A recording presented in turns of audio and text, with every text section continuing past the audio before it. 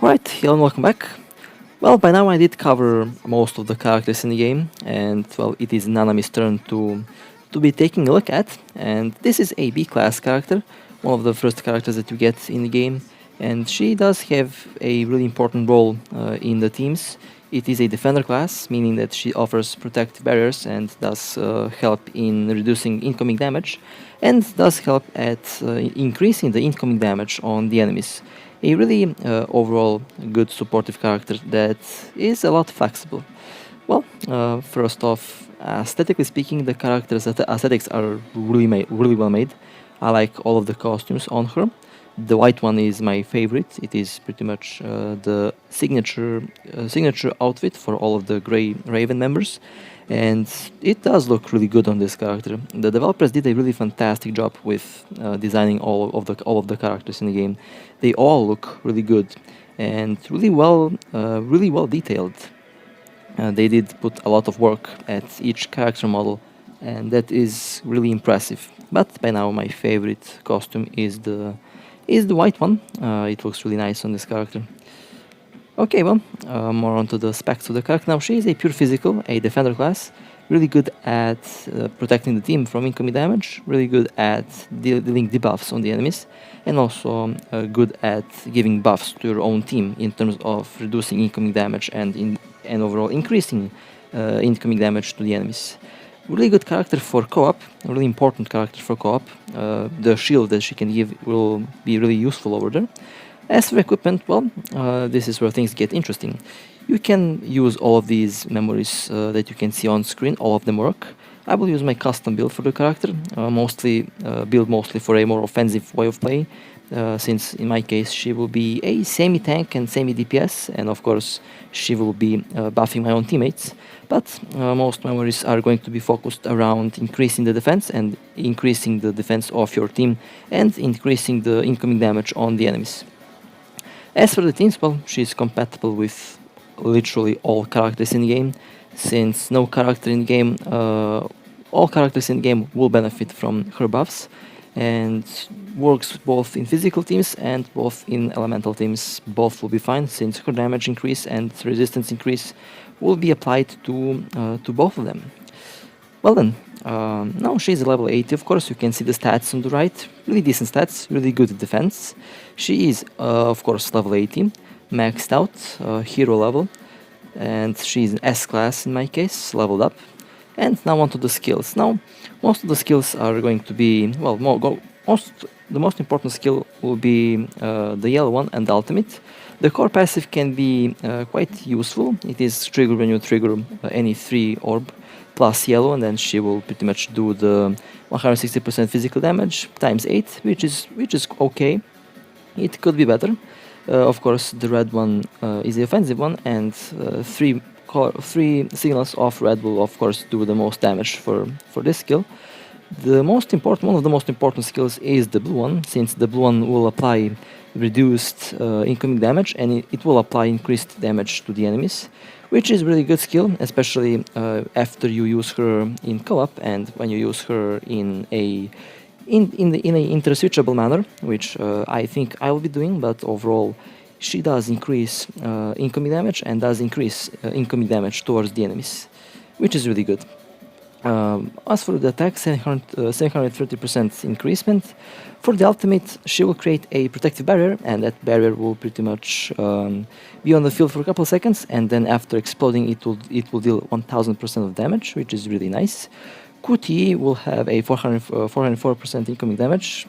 She will do 504% physical damage, and she will apply a debuff on the enemy, which will weaken the enemy, and the enemy will take increased damage. So really good character to use in a QTE combination, which I will be using a lot. And all the other skills are also pretty decent. They do give interesting buffs, interesting skill, interesting damage increasements. But the most important one is the QTE one and the ultimate one. And of course, the orb combo is also really important, especially the blue orbs, since they will weaken the enemy and they will make the enemy easier to defeat. Well, I think it's time to test her out in a controlled stage. Now you can see the orbs on the right. That means pretty much any 3 combo plus yellow will trigger the core state, and then she will do the 160% times 8, which is okay, but it is not the core. It is not the core play of the character. The most important, like I said, the most important skills are going to be the blue one, the ultimate one, and pretty much the yellow one, since those skills are most important. Well, first about the sound of her evading sounds really interesting. It sounds like she is on some kind of I kind of forgot the word in English, but it sounds she's on some kind of springs when she's jumping around. Sounds really interesting. Well, this is the. I will of course try to trigger all of the combos there that you can see on the chart, and overall the character does feel kind of stiff at first. That is due to the gameplay style of the character. She does, however, have a long jump. When she evades, she does jump a big distance, which is really interesting, and that does require some getting used to. And one of the things that also might be a problem is the controllability of the character. At first, it might notice that you're not in the control of the character because of the way she moves, and that requires a bit of I guess practice. But again, it's not a big problem. You get used to the character pretty quickly, and as you can see so far. The jumping, however, the jump is really interesting, and there is the protective barrier, which will deal 1000% of physical damage upon exploding, which can be used in an offensive way, of course, at clearing a big portion of mobs, which I'll be doing later on, since I think that's a really important core ability of the character. However, people did ask me if you can use this character as a DPS, and in my case here, I will use her as a DPS, mostly as a DPS slash tank slash support. Pretty much that's the role that I apply to the character.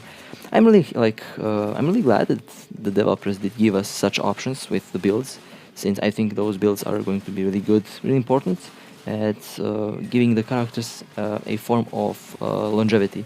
In this case, this character is really longevity and does work still, even since her release. She is still useful and really important.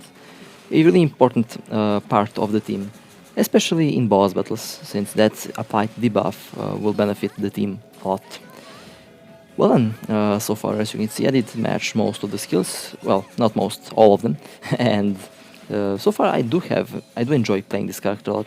And definitely this character does need some getting used to because of her overall jumping style, evasion style, and overall animation style. Might appear a bit clunky, but I think that's a really interesting aspect of this character because it is a bit of a more tactical character since it requires a bit more thinking about where you will jump and how you will jump and how you will evade. Well then, time to go a bit more serious. This will be this is the ice map, the ice stage, pretty much my favorite. And well, time to use this character as a QTE support, as I like to do most of the time. Now you can use this character as a interswitchable character, meaning that you can switch her in or switch her out as you like. You can switch her in, apply the debuff, and then switch her out. It works really, really well. And that's one of the main ways of how you can play the character. Or you can use her as a QTE character only, pretty much placing her in the appropriate slot, and then you can just use her QTE to apply the debuff, and then with the DPS you just stay on the field and use the debuff to deal the maximum possible damage, which is what I personally like to do. Of course, I also like to play the character. She has a important place in the team, of course, and overall, so far I haven't encountered any problem with the character. Of course, when I started the game back a couple months ago, she did took some getting used to, and so far I don't have much problem of that sort anymore, since I did get used to the character. And as for the teams, well, like I said, any team that you can imagine she will be compatible with. Pretty much 2 DPSs and 1 Nanami as support will work. 1 DPS, 2 supports will work, or even 2 DPSs or even 3 DPSs if you count her in, and pretty much that team with 3 DPSs will work. But of course, I will leave the teams to your liking, since all of us have different team lineups, and all of us play differently, and that's one of the key aspects of the game. People can play the game however they want, however they like. It will mostly work. Uh, the most important thing is to keep the core principles the same, and pretty much to follow some things. Well, and I died in the end there, and I died in the end. Okay, well, that was actually a good run. You can feel the debuffs of this character a lot, which is really interesting. Okay, well, that wasn't a bad score. Could have played better, of course, but that score was pretty decent since it was my first run. And okay, this will be the lighting map, one of the more interesting maps in the game, and of course one of the easiest because of the superior lighting damage from Bianca, and of course the applied debuff from Nanami. And so far, the debuff been working really good. Now, this character can also shine really well in the physical map. You can use her as DPS over there as well. It will work. Absolutely no problems in the physical map at all with the character. And one thing though that needs to be getting used to again are her attacks, her animations. Her animations feel, like I said, she jumps when she evades, and she jumps a very big distance. And that requires pretty much some practicing at first, because you will have to know where she will land once you evade, in order to prevent getting hit and such. Even though she's a defender class, she still can, of course, die, since this game does have that really high difficulty on it, and even the defender classes, the guard types, will die really quickly. Of course, they will die a lot slower compared to the DPSs, but they will still die. So keep that in mind. That requires also some practice to getting used to. Well, so far so good. I'm really satisfied with how the character works. So far, I've encountered zero problems with the character. And one thing that, though, like I talked about, the evasion.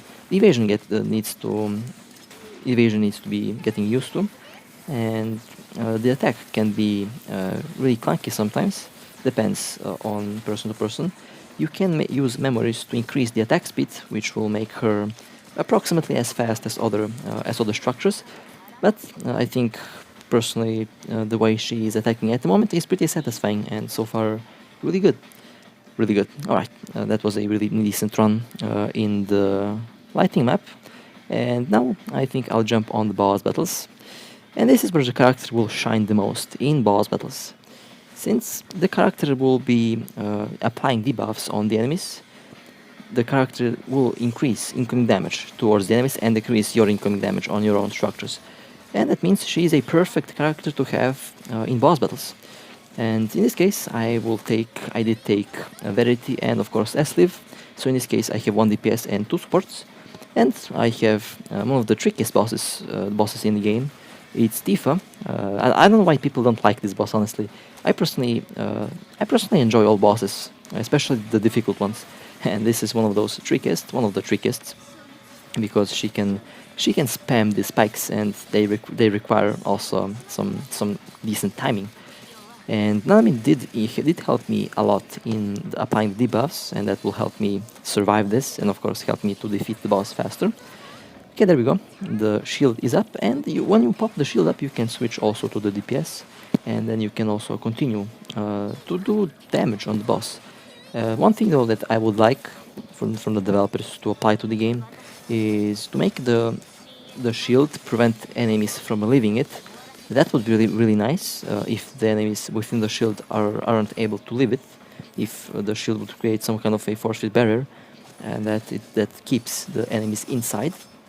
I think that would be really nice, and that would make her even more valuable to the team. But overall, the shield is doing a good job at doing damage and at protecting your team. That shield is really important in co-op.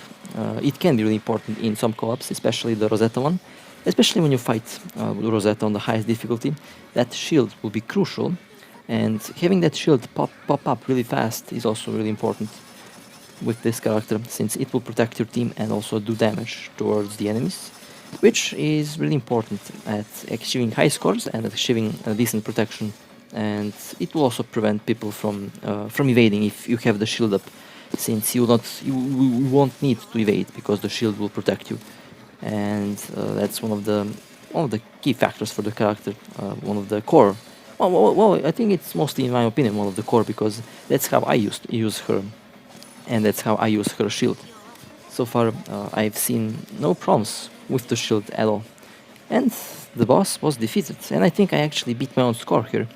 Let's see. I think I did beat my own score, since so far this was a really decent run. A really decent run so far. Well, let's see. 152,000 from 130,000. Well, that was nice. A 20,000 points increasement. That's really good. Well, time to jump on other bosses. Now, this character SCDPS can work. Again, one thing though that you will have to work on is definitely the attack speed, because the attack speed is kind of clunky. It feels kind of clunky even after I play the character for some time now. But I kind of find the clunkiness satisfying, honestly, and it doesn't bother me. It works really well. And as a DPS, she can work, although as a DPS, since she is by default a tank type, or well, not a tank, well, I need to be more precise with the terms. She is a defender type, and as a defender type, the DPS will not be their primary objective, of course. Her primary objective is to keep the team alive and to apply debuffs. Of course, the fact that she can reduce resistance on the enemies does mean that she does improve her own DPS, so she can apply approximately 30% buff on the incoming damage on the bosses. That means pretty much physically increasing her own damage by 30%, which isn't a small number at all. And of course, as you rank her up, you will unlock more skills, and the more skills you have, the more powerful she will become. Well, that boss died quickly, very quickly, and so far I'm really satisfied with the performance of this character. Well, on to the Nightmare Ball. This is where this character will shine in this boss battle, since she is tanky and she can take hits, and she does reduce the incoming damage, and she does reduce the boss resistance, meaning that the boss will take more damage. And for this boss, this character will be a really important asset to defeat it, because she will give you these buffs that will make your life a lot easier when you're fighting the Nightmare Ball. And definitely, one thing that I did note back in the day when I defeated the boss for the first time, I think I used Nanami back in the day when I first defeated the Nightmare Ball. And I think it was kind of really funny. It was a really tough boss battle. It took me 7 minutes to take it out, and I think, yeah, it is on the channel, so you can watch it if you like. Well, the Nightmare Ball is definitely taking some big hits there, as expected from Nanami, as expected from her buffs, and so far the boss is taking some major damage. I can tell you, the boss is taking more damage than usual, because I took Nanami in my team, and it will be really interesting to try this character out in a variety of teams, as I've done so far, since this character is compatible with pretty much all structures in the game. Any team that you can imagine of this character, put this character in, and it will work without a problem. Well then, let's pop the shield up. Now, a really good thing about this, you can pretty much stay in the shield and you will take no damage from any attack, and that's a good thing. Of course, it will be even better if you can make the shield last longer, or if you can make the shield have a bigger exploding radius, since that way you will do more, of course. Well, let's see. The boss is going down really quickly. 5 bars left, 4 bars left, and really good scores so far with this character. This character has been surprising me. I did rank her up recently because I did pull for the new S rank and I didn't get her. And instead of that, I got more fragments for the other structures, and now, well, as you can see, so far I'm doing a good job with the bosses. Well then, Rosetta, and this is a boss that will have a physical weakness. That means she'll be weak against physical incoming attacks, and this character will also shine against this boss. Now, one thing that you will have to practice, one thing that is definitely there in the game, the range of the character. Extremely short range. You will have to be literally really close to the enemies in order to hit them. And of course, that's normal. She's using a chainsaw as a weapon. uh, she took inspiration from Doom guy, obviously. The Doom guy also loves his chainsaw. Well, she's gonna rip and tear Rosetta here at the moment. I wish that I could put rip and tear, but I can't because of, well, uh, because of reasons. But this character definitely has the potential to be really brutal, and maybe in the future, this is just my honest like speculation. Maybe in the future, the developers will add finishing moves for the characters, meaning that you will have a sequence of combos to achieve to do in order for the character to do a finishing move on the enemies. And I hope that they are going to be brutal. The more brutal they are, the more satisfying it will be. And this character, since she has a chainsaw, I think she can pretty much slash off limbs with ease. Like, I think she can also chainsaw someone's head off pretty easily, so that would be interesting. that would be really interesting to see. People wouldn't think that this character isn't so violent, but oh man, people would be surprised. Nanami is very violent and very powerful, actually, lore-wise. Apparently, she is very strong, the strongest structure, and that is a really interesting thing. Okay, Rosetta flew up. I will not. I think I will not switch. I wanna kill Rosetta with Nanami, but there we go. Well, she died really quickly, didn't she? Oh my god, that was a really interesting slash. That's what I'm telling you. The debuffs are dominating for this character. Really powerful. Well then, and of course, let's see. Now, when you're fighting mobs, it will be really important to time your ultimate, and in this case, ultimate will be crucial, since with the ultimate you will be able to take out multiple of them with the area effect of the explosion of the shield. And in here it will be a really interesting test to see how that will work. Of course, keep an eye on the health bars of the enemies. All of them are mini bosses. All of them have 5+ health bars. All of them are really tanky, and all of them are really strong. Even Nanami can die in 3 hits when fighting these enemies, which I think is really interesting. But again, the shield will keep me alive, which isn't a big problem. Okay, there we go. Shield exploded. The shield did a good portion of damage towards them. I like that. The shield so far one of the most useful things in the game. And maybe in the future, since I did see some, not leaks, but I did see some, I think they are, well, I don't know if they're actually leaks, I don't know.